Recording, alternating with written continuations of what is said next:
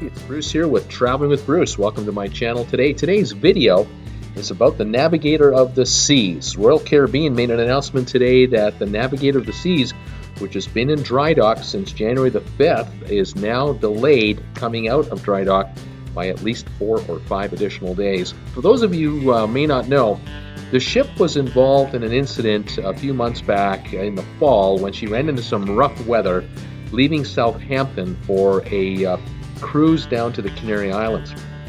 One of the stabilizers, we believe it's the front stabilizer that you see here, was damaged in the heavy seas. It may have struck something in the water, and the fin is either broken off or was so badly bent that it has become useless.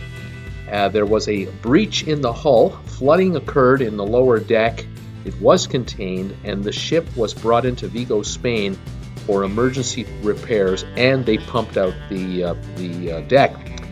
After that incident, the ship then continued on additional sailings where she eventually came across to the Caribbean. But passengers had been complaining about the rocking motion of the ship even at low speeds because of the stabilizer issue.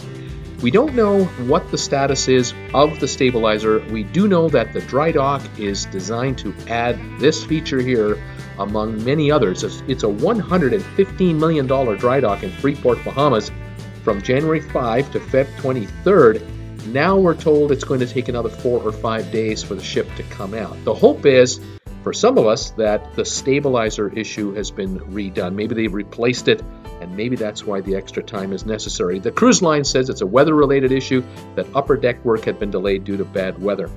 We'll find out. We'll stay on top of the story. The ship was built in 2002. She handles up to 3,900 passengers, 1,020 feet long, 161 feet wide, 140,000 gross tons. She's big. She's fun.